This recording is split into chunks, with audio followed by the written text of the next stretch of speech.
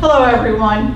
For those of you who don't know me, my name is Lenora Henson, and I'm Curator and Director of Public Programming here at the Theodore Roosevelt inaugural site. On behalf of our Board of Trustees and staff, I'd like to welcome all of you to our final speaker night of 2017. I can't believe where the year went. I'd especially like to welcome Dr. Frank Kowsky, who is our guest speaker this evening. The TR Site's speaker night is made possible by the generous support of M&T Bank as well as the New York State Council on the Arts, or NYSCA. So thank you very much to both groups for their support. I should also mention that NYSCA's support has enabled us to record all of our speakers this year. So if you've missed any of our speakers, I'd encourage you to check out the recordings on our YouTube channel. Speaker Night is our opportunity to invite experts to come in and help us think about some of the issues that were important during TR's presidency and continue to be relevant today.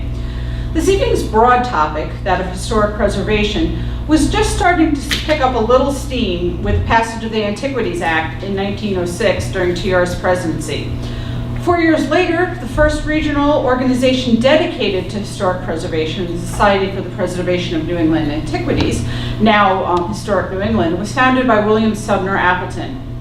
In the years since, the historic preservation movement has made great strides, and Dr. Kowsky is here to tell us more about one of the largely unsung heroes of the preservation movement here in Buffalo and Western New York, Bill Shelgren.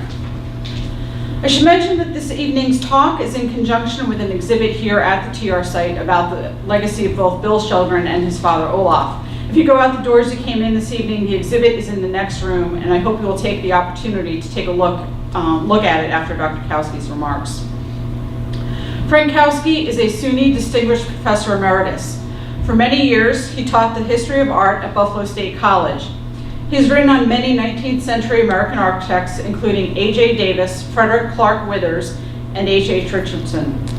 The New York Times called his book, Country, Park, and City, The Life and Architecture of Calvert Vaux, quote, a handsome effort to rescue from comparative oblivion the architect who shared, sometimes more than equally, with Frederick Law Olmsted in the design of Central Park and other New York amenities.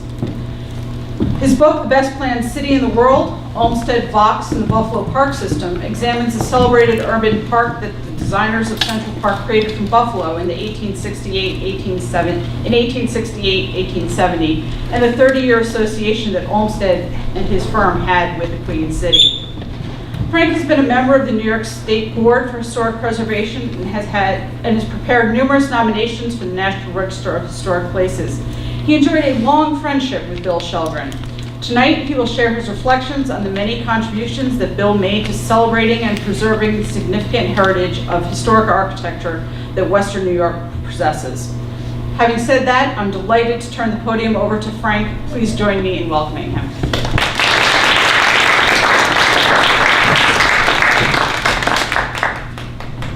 Thank you, Lenora. And before I begin, I'd like to call attention to a couple of things. One is the slide on the screen here. This exhibition that you see in the next room sort of grew out of a larger or different exhibition at the Buffalo Public Library down on Lafayette Square of a selection of about 65 of their 400 to 500 rare architectural books. And they go back, the exhibition's oldest book is 1499, and the last one is about 1950. But anyway, in part of that exhibition, we devoted to Bill Shelgren, and this is the cabinet, or the niche as we called it, where there's some memorabilia devoted to Bill. And I'd like to thank Catherine Schweitzer, the Baird Foundation in particular, for making that possible and for collecting some of the items that were collected by the Baird Foundation and saved at the time of Bill's death when his house was being broken up. And I would also like to thank Lauren for making this beautiful exhibition in the other room. If you haven't seen it, you have to go back and take a look after this. And Lauren Becker put this together very well. Okay, well tonight I'm going to talk a little bit about, the other item, I see Sven over there in the corner, I just forget. Here in the front of the room, Bill Shelgren's nephew has brought some items related to both Olaf Shelgren Sr. and Olaf Shelgren Jr., or Bill, as we call it. And so you're invited after this to come up and take a look at some of the items on the table here. Well, I'm going to talk a little bit, sort of a combination of architectural history and personal reminiscences here about my good friend Bill Shelgren, and also the man who was considered the father of historic preservation in Buffalo. And we might include his father with that title as well. Before I begin, I just would like to mention that both Bill and his father Olaf were architects, practicing architects in Buffalo in the 20th century. His father in the early 20th century, and Bill in the mid and late 20th century. But we tend to lose track, I think, of the fact that the kinds of architecture that they did, what we call today traditionalist or traditional design, was really the mainstream of architectural taste until after the Second World War, just about the time that Bill Shelgren started to practice. And these two slides I just brought to kind of illustrate my point. The Roycroft Inn down in East Aurora and the Darwin Martin House here in Parkside. If you pick up a book on history of architecture, you'll read about the Darwin Martin House and how this was the beginning of modernism and so forth. But that was really a very rare occurrence when it was built in 1904. The mainstream of architecture was more like the Roycroft Inn. Look back to the past, to, in the case of the Roycroft Inn, the Middle Ages, or the Renaissance, or the 18th century. And this was the kind of architecture that both Bill and his father were studied and practiced. And it's only after the Second World War and then into the 50s that this sort of revolt of modernism against this historicism kind of made us forget about it. But this is the mainstream during the period that I'm going to be talking about. And it's also why I think historic preservation appealed so much to these people, because this is what they'd studied, this is what they knew. Okay, well, I'm going to say a few words about Bill Shelgren's father. I'll refer to him as Olaf. It was, and his son, Olaf William Shelgren Jr. as Bill. That's how most people knew him. This is his father, who was born in Pennsylvania and came to Buffalo about 1909, 1910 to work as an architect. And the story that I heard was he knocked on the door of Green and Wicks, which was the big firm at the time, and he wanted to be a draftsman. He was beginning his career. And they said, well, we don't have any positions right now available, but I think Robert North, another architect of importance, might be looking for someone. Why don't you go ask him? So he did. And he became a draftsman with Robert North, who was a very important architect in Buffalo, and eventually a partner of his. And here is a sketch that's in the exhibition downtown by Robert North. Like many traditional architects, Robert North was also a very accomplished artist. And here's a sketch that he made of their office, which at the time was on the top floor of the Guarantee Building downtown. So it was a successful operation to be in this location. And Robert North made this sketch of the drafting room.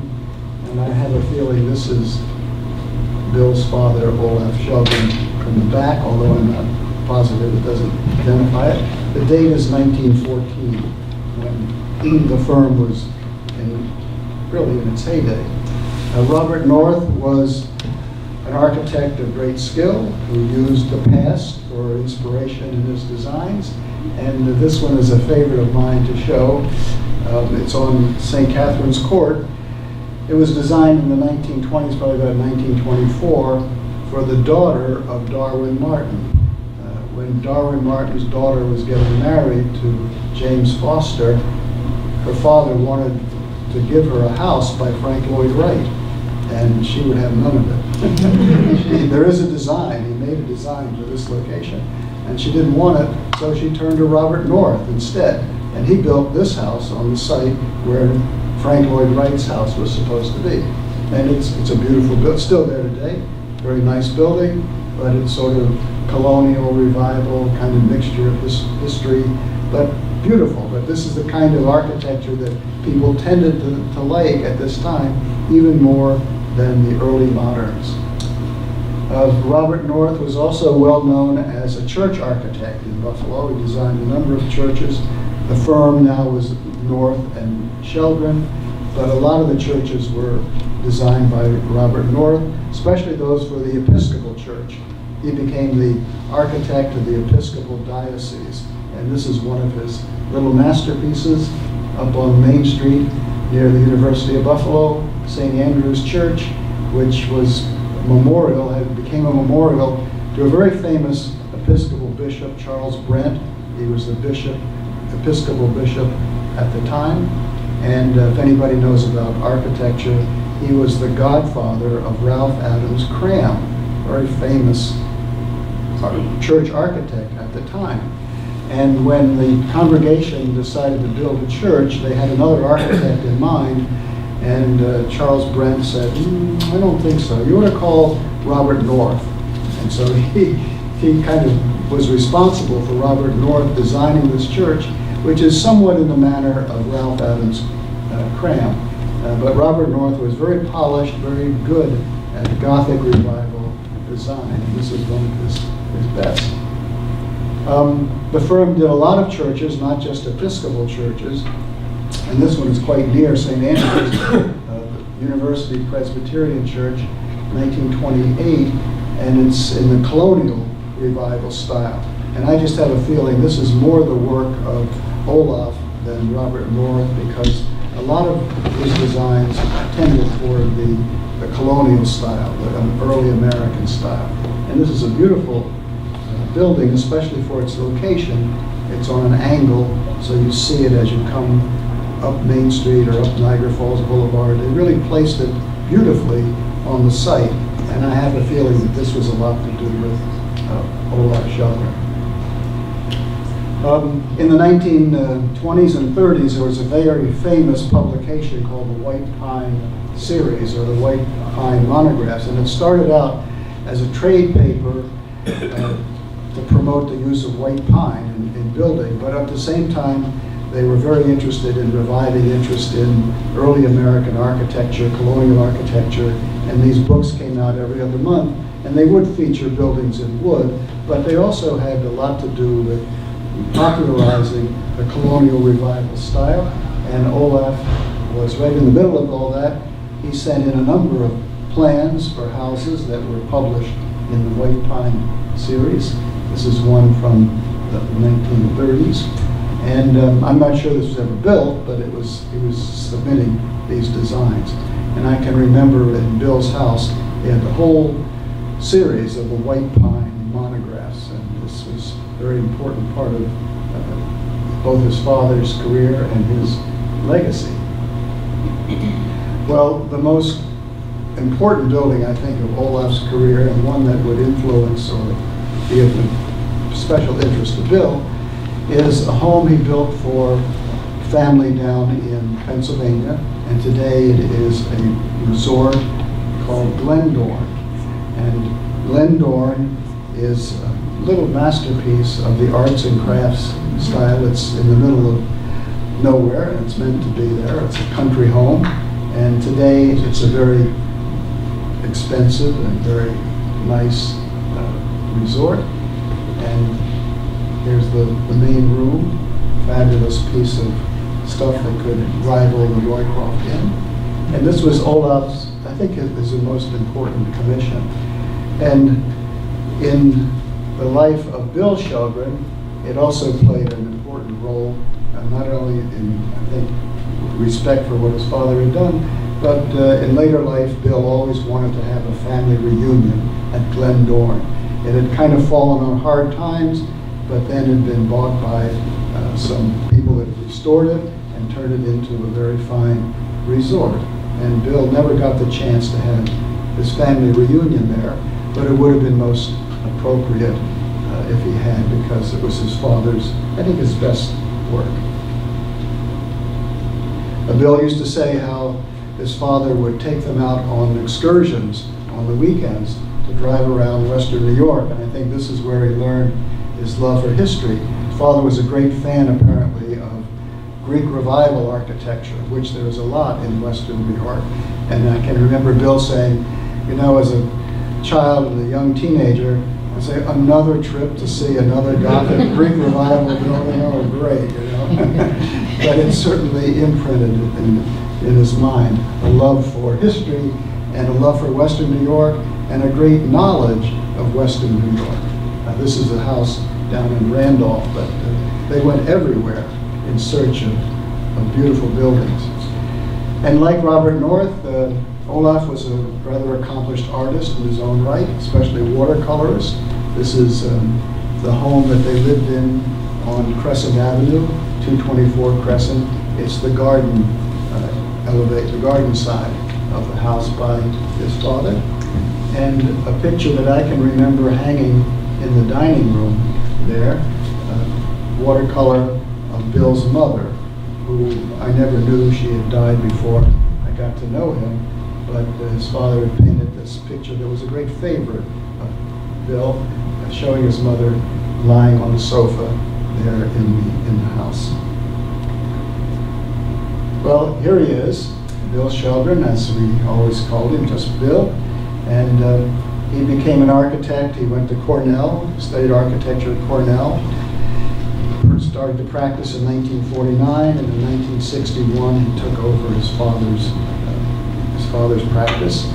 And he would go on and be an architect in the early 21st century. And he did have a number of commissions, especially for houses, but his great contribution to the city of Buffalo and Western New York is his championing of historic preservation and his championing of saving the past. And so I'm going to just sort of, again, reminisce a little bit here, things I knew about him, as well as some of the buildings that he loved and helped save. I'm not from Buffalo, and when I was a graduate student at Johns Hopkins in Baltimore, I used to go over to Washington. I was studying architectural history, writing a dissertation in architectural history, and I got to know some of the people in the early preservation organizations, and they all knew Bill Shelgren. This is before I even came to Buffalo, and especially the Historic American Building Survey, the National Trust, and the National Historic Landmarks Program. And so they said, well, if you're going to Buffalo, when you go there, you have to meet Bill Shelgren. He's the person to know over there in Buffalo. And that's how I got to know him. I had these introductions. And from the Historic American Building Survey, which is something that still exists, it was started in the 1930s during the Depression to give architects and historians employment. And what they did, and what they still do, is go around the country and study really important buildings, not only making photographs, but measure drawings, writing up a history of it, so that there's a record of these structures that is kept in the Library of Congress. And Bill knew many of the people that worked in the Washington office and did this kind of measuring. And one of the most important was an excellent architectural photographer, Jack Boucher. And in 1965, Bill and his father invited Jack Boucher to come to Buffalo and to take pictures of buildings that they told him were of historic importance for the Historic American Building Survey. And I sort of think this is kind of the beginning of the serious understanding of the architectural heritage of Buffalo. And Jack Boucher was a fabulous photographer. His pictures are now archived in the Library of Congress, but here are some of them. They're just beautiful. Of course, all black and white, but wonderful. The Buffalo State Hospital by H.H. Richardson in 1965 now. You can see the cars out front when it was still being used as a psychiatric center. The Guarantee Building, beautiful photograph of the Guarantee Building, and again, when it was still a prominent landmark, well, it is again today in Buffalo. And one, unfortunately, that doesn't exist, but a superb photo of the Erie County Savings Bank that was torn down 3 years later for the Main Place Mall, unfortunately. Parts of it were saved, but so there are many other buildings that he came to photograph, and Bill and his father were chaperoning him around, telling him where to go, what to do, and this is what went back into the archives, into the history of Historic American Building Survey. Well, also associated with HABS, the National Trust, but especially the National Register and National Historic Landmark Program, was a very close friend of Bill's, whom I met in Washington and then got to know here in Buffalo, Carolyn Pitts. And Carolyn Pitts was from Philadelphia. She was a senior architectural historian in Washington and the government. And I had a friend who once said, you know, there's always room for an eccentric in government. And she was an eccentric in government, but she loved building, she was very knowledgeable, and she loved Bill Shelgren. And here's a quote by one of her pupils that talks about, you know, her devotion to historic preservation. She was always pragmatic, of course, and can't read it from here exactly, but properties tell us where we've been and what we are, and we ought to take care of them. And that kind of blunt language was what she would use, sometimes even more colorful than that. In the New York Times, she was written up in a long article in the mid-1980s, and here's some of the more interesting things that were said about her. How about getting some fat alum to come up with some dough to fix this place up, she told the people at the Rensselaer Polytechnic Institute. And if we were in Europe and saw this, she said, looking out over the 19th century music hall, this was in Troy, we'd be oohing and ahhing.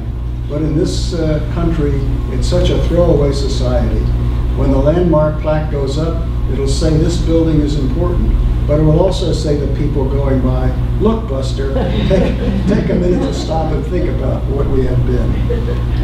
And she came to Buffalo on this, her first love, where she got started and where maybe she met Bill, was Cape May, New Jersey. And if you mention Carolyn Pitts in Cape May, that's like probably a statue of her now, because she was the one who really got the ball rolling for preserving this wonderful 19th century resort and its wonderful architecture. But she came to Buffalo at Bill's invitation, not only once, but several times. But in 1985, she made a tour of New York State, starting here in Buffalo. And so this is what the New York Times wrote about her. For the last 2 weeks, she's been making her way across New York State, from a Frank Lloyd Wright house in Buffalo to a formal mental institution in Utica to a church in Troy. Passing judgment along the way, she stands in front of one building to mutter, trash, and before another to shout, it knocks me over. Well, many of the buildings in Buffalo knocked her over, and if you look into the records of the National Historic Landmark Program, which she administered, you will find her name on all of these nominations of buildings that are now National Historic Landmarks here in Buffalo. And they were there because I think a large part Bill and his father told her to come and look at these and told her about their importance. In fact, she told me once, I've got to stop coming to Buffalo. People are talking about me in the office. And another new site in Buffalo for the National Historic Landmark. So all of these that are listed today, only one didn't quite make it. It's the last one I'll talk about a little bit later. She prepared all the nomination, but for some reason, and I can tell you what that is later, it was not actually approved. Bill was a wonderful host and a wonderful person who brought people to town, and he also liked to have his cocktails. But the only person I knew that could outdrink Bill without showing any effect of the liquor was Carolyn Pitts. And she, one time we had her here in Buffalo, we went out to dinner and said, well, would you like a drink before dinner? Yes. And so she used to drink scotch on the rocks. So she ordered one, ordered another. I think she had about 4 or 5 before dinner. And the waitress, who happened to be a student of mine, she kept coming and looking at her. And I think she was expecting to see her fall into the table, but she never did. Didn't faze her a bit. It was just fine. So she was quite a personage, and one of the dear friends of Bill Shelgren, and one of the dear friends of Buffalo in architectural historic preservation. Well, I think she was one who also fired Bill to lead the good fight here in town. And I'd like to go through some of the things that he was responsible for, or at least largely responsible for. The oldest house in Buffalo, or reputed to be, is the Coit House.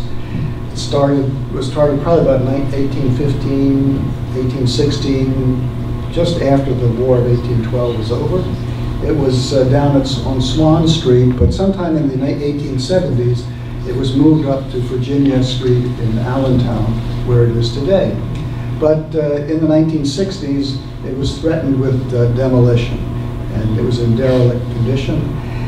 And Bill and Tony Fryer and some other people got together informally to try and save it, and eventually they did. And it became the first project of a new organization called the Landmark Society of the Niagara Frontier. And Bill was one of the first members and later president or chair of that group for a number of years. And they chose the name, the Landmark Society of the Niagara Frontier. They wanted to be Landmark Society of Western New York, but that name had already been chosen in Rochester. So that organization had been started. So they said, we've got to find another one, so we'll call it a Niagara Frontier. And that was the first preservation organization in Buffalo. And it lasted for quite a while and did some very good work. Their second big fight, the one that really galvanized them, was to preserve a group of mansions on Delaware Avenue, just above North Street, a series of them that still survive, so-called Millionaires Row. IBM was going to purchase them, tear them down, and build a large office building there. And so this became a celebrated cause that Bill led, or helped lead, really basically led, and succeeded. It was the first real success for the Landmark Society after the Coit House, but this was even more so because it was so visible. Everybody knew these mansions. How could we lose this heritage? And it kind of awakened the broader community to the value of historic preservation and put the Landmark Society sort of on its feet. He was also instrumental, singly really, in the preservation of the Wilcox House, or the Theodore Roosevelt site. In the early 1980s, the house was empty. It looked like it might go down. He was an architect with a practice, so he moved his practice into what was then the kitchen and operated out of there just so there'd be a presence in the building until something could be done to stabilize it and save it. And then eventually the Department of the Interior took it over, but without much in the way of financial assistance. But at least it was preserved, and preserved because, of course, of the inauguration of Theodore Roosevelt down in the library down the stairs. And when finally there was money to restore, at least partially restore the building, it was Bill who designed the display that's still there today. And it restored that room where Judge Hazel swore in Theodore Roosevelt to get that flavor of the time. But the house was not in great shape until he came and started his office there, and did still a rather nice job, I think, of the putting that room back together. You do have a feel of the time and the event, and I think he really put a lot of his heart and soul into that part of the house. Well, he was also the first president of the Preservation Board, first chair of the Preservation Board, and I think he was largely responsible for writing the legislation that became the Preservation Code of Buffalo. And he would have the first meetings where he was the chair. And I think the first historic district was Allentown. And to be in a local historic district, you had, if you want to make any changes to your property, you had to come before the Preservation Board to get what's called a certificate of appropriateness. So they would review these applications from people as well as develop new regulations. And at one time, when Bill was chair, they used to had a tape recorder. They'd record all the meetings. They were open to the public, but they'd also record them. And someone who owned maybe one of the houses along here, these so-called villas, 19th century style villas, heard the tape. She hadn't made the meeting, and they were talking about an Italianate house, and she was an Italian American, and she got all bent out of shape. Like, these people are saying terrible things about the Italians. Italianate is a term that was used for a style of architecture that was based on Italian models in the mid-19th century. So he had to explain this, that this was not being discriminatory, and this is an architectural term, but it got him into a little hot water for a brief period. His other contribution, well, not other, but another big contribution was outside of Buffalo. Both he and his father were very interested in this vernacular architecture that's native to Western New York, called cobblestone architecture, cobblestone buildings. And in Childs, New York, just a bit north of Albion, there was this church, Universalist church from the 1830s, that was threatened with demolition. It was a fine example of the cobblestone style, and Bill and his father fought to save it, and in so doing, they established one of the first rural preservation organizations in the state, maybe in the country, the Cobblestone Society, which is still going strong today. And the church was not only saved, but it's now become the headquarters of the Cobblestone Society. Haven't ever been there. These buildings are magnificent.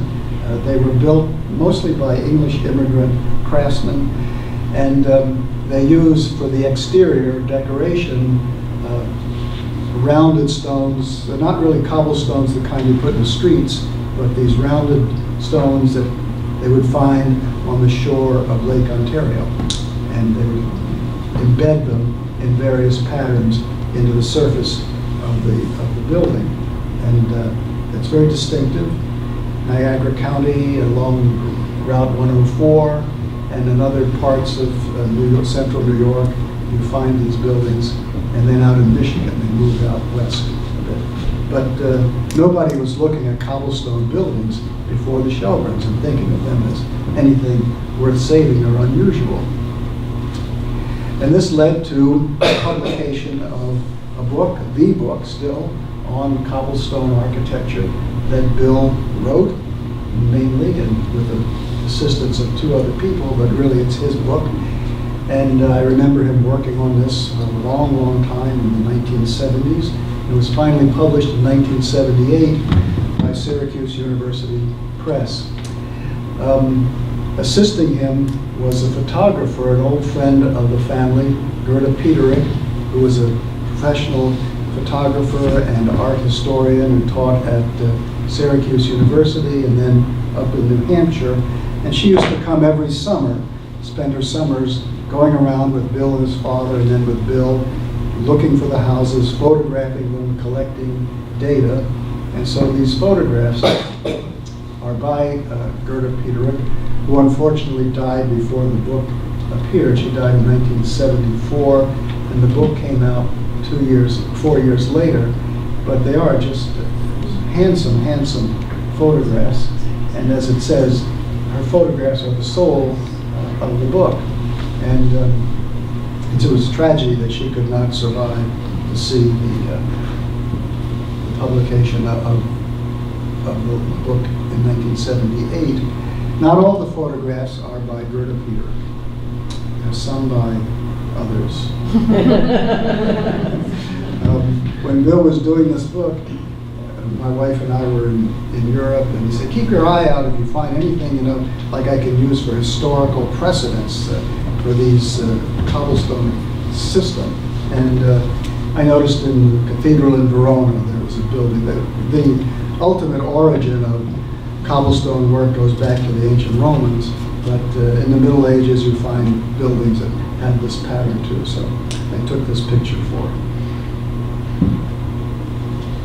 Well, what are some of the places and people that I personally owe Bill as an introduction? And there are many, and some are of course in this room, but tied to architecture and historic preservation, just thought I'd reminisce a little bit. And the first is his own house that still stands at 224 Crescent Avenue in Parkside. It's now part of the Parkside Historic District. And his father had bought this house. He told me once it had belonged to the architect of Bennett High School, and that was being built. The architect moved nearby. His name was Crimmins, and then they bought the house from him. So I knew it as the Shelgren house, and it was certainly one of the most congenial and comfortable and just comforting places to be. I had a feeling, even though I hadn't known the family, you know, when they were young, that you just felt like you did. It just that they made you so welcome, for sure. And Bill loved the home. It was his childhood home, and he stayed living in there until nearly the end of his life. He kept it in the way it had been, except for one room late in his life. He added a large room on the back here with this beautiful window looking out on the garden, which was equally important to him and the family. That beautiful garden out in the back. And he loved to sit there, and he called this his great room. You can't see in the photos, but the ceiling is a large curved cove ceiling, and the walls are lined with books because he loved to read, and he had a large collection, not only of architectural books, but of books on many subjects. And so this was where he surrounded himself in the last part of his life. But the house is still there. It's been bought, and but it's still pretty much the same, at least from the outside, as it was. One of the places he first took us to is down in Allegheny County. It's a mansion called Belvedere, and it was built in the early 19th century by a British immigrant, a wealthy man named John Barker Church. He and his son Philip bought 100,000 acres of land from Roger Morris to be land speculators in western New York, and they moved out there in the early 19th century when it was truly a wilderness, and they built this fabulous mansion that looks like it belongs in Virginia or somewhere, a plantation house. And in fact, I think they may have had slaves at the very beginning. And speculation has been, well, how did this thing get here in the wilderness? Has to be an architect. And the good attribution, probably, we can't prove it, but is Benjamin Latrobe, who was a close friend of Thomas Jefferson and designed buildings in Washington. Was the first professional architect in America. And it's very close to some of the things he did, federal style. And John Barker Church and his wife, Angelica Church, were good friends of Jefferson, so there's a good chance that he furnished the design, but nobody could ever prove it. Bill knew the owners at the time, the Bromleys of Bradford, Pennsylvania, the newspaper man, and we went down there a number of times, had lunch, and talked about the house and went through the property. It was a fabulous introduction. It's not open to the public. It was privately owned, still is. And as I say, the wife was Angelica Schuyler Church, who was very important in British society, and then with her husband came over here and was the sister-in-law of Alexander Hamilton. And there's this theory that there was also a love affair between Hamilton and she. And there's a letter she writes to her sister in which she says, "If you were as generous as the old Romans, you would lend him to me for a little while."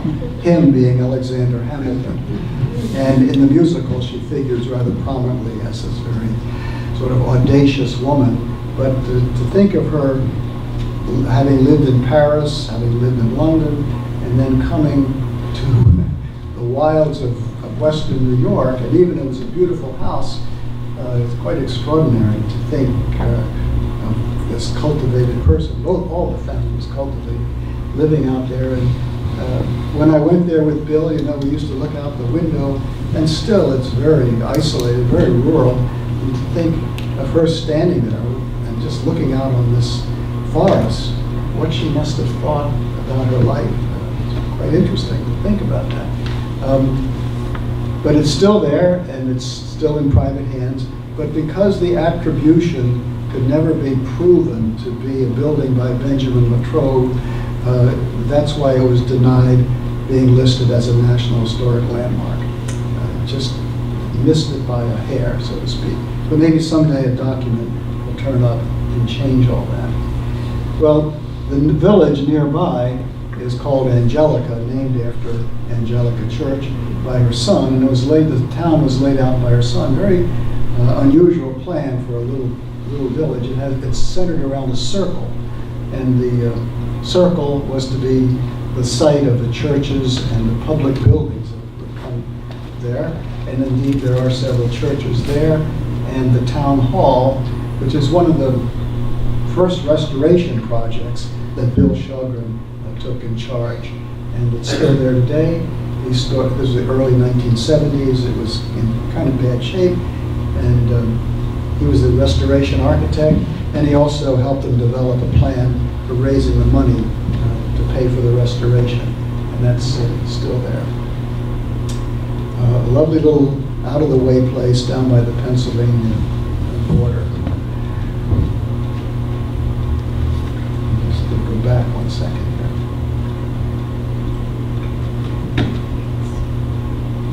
Somewhere else in Angelica, this was a story that Bill Shelgren told me, was Pierre Dupont. Pierre Dupont, I guess, was a friend of the church family. He lived in Angelica for a brief period in the early 19th century because there was some kind of deposit, a mineral deposit there, saltpeter, I guess, that they used for gunpowder. And he wanted to develop this as a business, which he eventually did, but he didn't stay in Angelica. He moved to Wilmington, where he's established what is today the DuPont Chemical Company. But he was French, and his first landing in America really was here in Angelica. I'm not sure where his house was, but Bill had told me that story, and I'm sure it's true. Well, in my researches and my interest in Buffalo, I was still am very interested in the works of Henry Hobson Richardson. And the last house that Richardson designed in his entire career stood on Delaware Avenue, was built for a steamship magnate and lumberman named William Gratwick. The house went down in the 1920s. It didn't stay up for very long. It was 1886, 87, and then it was torn down. But anyway, I was interested in finding out if there were photographs, anybody in the family might be around that would have information about the house. And Bill introduced me to the great grandson of the builder, William Gratwick III. And William Gratwick III was living out in Pavilion, New York, in the summer home of his grandparents. They had the house on Delaware Avenue, but then they had this house out in the country near Geneseo. And he was living there as another eccentric. He was an artist. He raised sheep and made his own clothing out of the wool of the sheep, and was a sculptor. And he lived sort of an unusual life out there, but he had photographs and documents about the house. And so through Bill, I got an introduction to it. And we went out to see him, and he was very nice about it. He said, "Oh yeah, I have these photos if you want to use them." And I did in a publication and so forth. We went out several times, and he was a good sculptor. He did these little animal statues and statuettes in bronze and other materials. I think they had an exhibition of his work at the Geneseo Gallery at one time. And the main house, the country home of the Gratwicks, here it is today. It's called Linwood Gardens. But at the time that we went, in the 70s, there had been a terrible fire, and the place was pretty much left the way the firemen had left. One or two rooms had not been scarred, but there was a lot of fire damage. They'd saved it, but it never hadn't been restored. And in one of the rooms, I remember him taking us through, there was this fabulous portrait of his grandmother. And it had been painted by a well-known Spanish portrait painter, Joaquin Sorolla, who had come to America in 1909. He painted the president, he painted important people, and somehow he'd come to Western New York and painted this fabulous portrait of William Gratwick III's grandmother. But there it was hanging in this house, and the walls were streaked with water from the firemen, and the painting itself was streaked with water damage.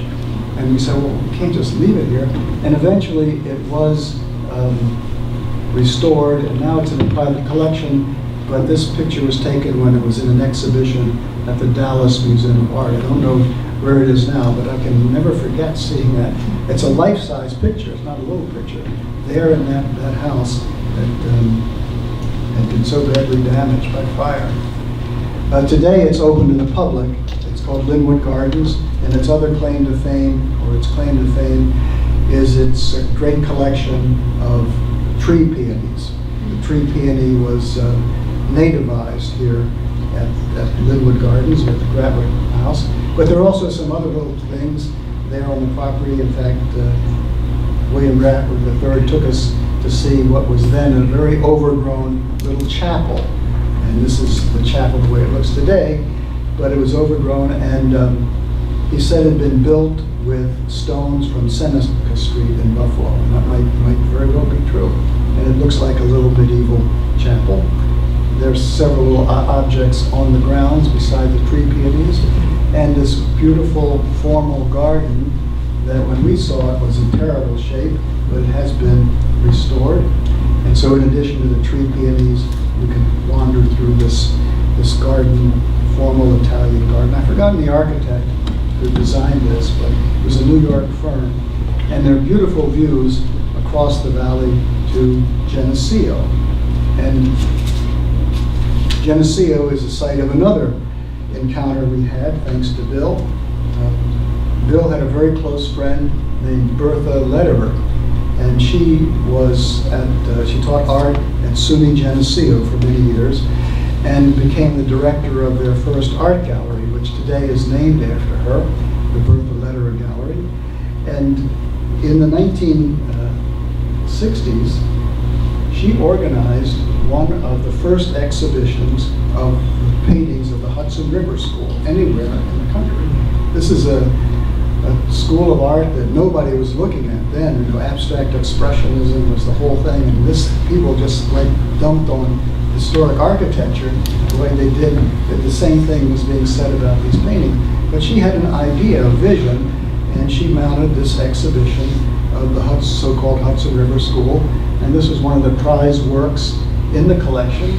It's now in the Rochester Museum of Art, but it is a view of the oaks at Geneseo by one of the most famous 19th century American landscape painters, Asher B. Durand, who had come to Geneseo to stay with the Wadsworths of Geneseo, and painted this beautiful view of the valley and the famous oak trees that are around there. So this was really cutting edge stuff. And as we got to know her better, and Bill, they both had a wonderful feeling for American painting, and especially American landscape painting. Another artist that was featured in the collection was the so-called father of the Hudson River School, Thomas Cole.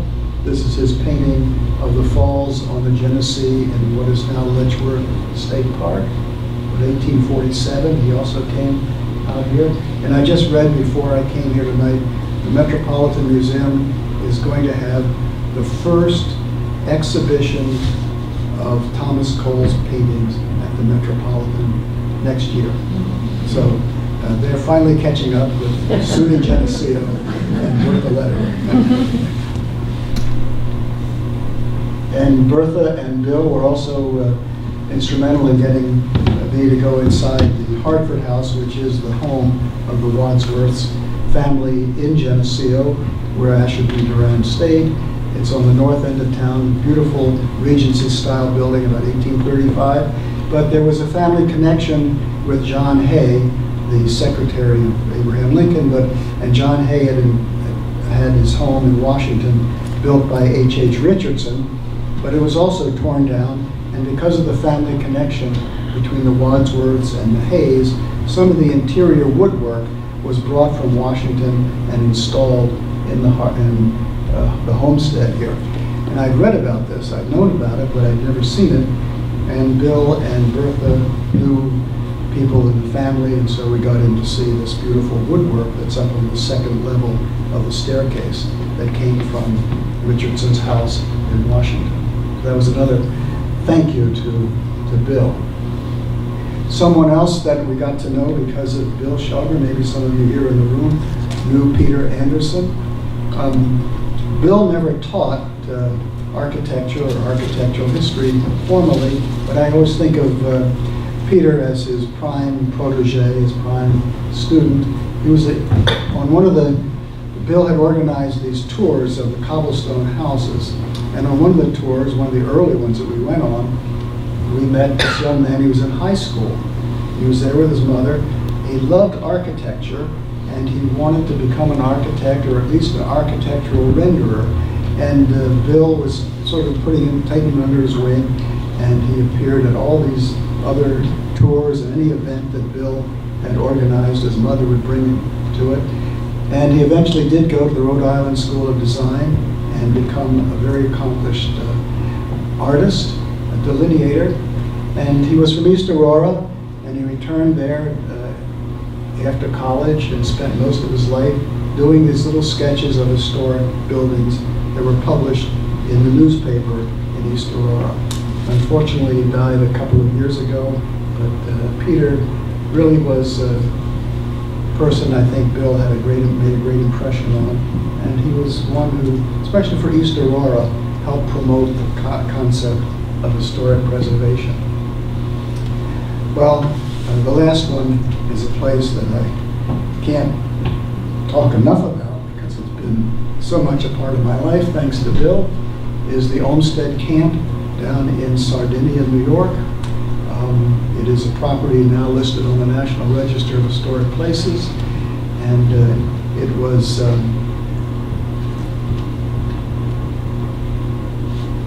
house it's a farm, and some of you must know it, but the farmhouse is 1842. The family Bill and his father were very close to the family. It's not Frederick Law Olmsted, but other Olmsted, closely related spiritually to Frederick Law Olmsted. And when Bill told us one time, you have to come down and see this place. It's really quite unusual and magnificent. And I don't know, that must have been ages and ages ago, but ever since we've been going there. And it is to this woman that we owed a great deal of our pleasure there and the existence of it, Emily Oprea. She came to live at the Olmsted camp, or the Olmsted property, and to be the caretaker over many, many years. Unfortunately, she died earlier this year, but thanks to Bill, we got to know her and to know the place that she maintained and loved beautifully, that had been created not by her grandfather. The house itself, the farmhouse, went back to 1842, but in the early 20th century, Harold Olmsted, architect, artist, landscape architect here in Buffalo, and eccentric, designed this wonderful Adirondack-style lodge on what was the field, pasture. And we call it the Olmsted Camp, and this is why it's called the Olmsted Camp, because it is a family camp. People from all over the country come every summer and have their vacation here, the way people did in the past in America. And that we've been privileged to be part of all that. And to me, this place represents the best of Western New York, not only for its architecture, but its landscape, the way it's all adapted to the landscape, and to the history of the place. This has a wonderful sense of having been there for a long, long time and been unchanged. In fact, the farm itself is about 160 acres, was 160 acres, still is 160 acres or so. So it's something that has been kept, and Bill had a lot to do with advising them on how to maintain the properties. He designed a couple of little things there. And we used to go down and have picnics there with him. And as people in the room know, his great contribution to the dinner was his famous rack of lamb. He would go and buy the back of a lamb and then marinate it in a special sauce and then take it to the camp and we would grill it and have a wonderful feast, a wonderful picnic. Because the other side of Bill is that he was a great cook and a great party thrower. And the camp parties, the things he did here were just the very best. Yes. And around the fireplace there in the lodge, many, many happy hours. This is also, in a way, the second best or the third best arts and crafts interior in Western New York. Roycroft, Glendorn, and this large room here at the Olmsted Camp. Now this, I'm going to read the conclusion here because I wanted to be sure that I touched all the bases for my friend here.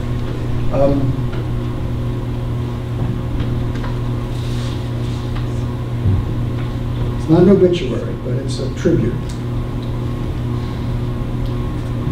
Bill Shelgren made an enduring contribution to the enhancement of life in Buffalo and to the preservation of its history and sense of place.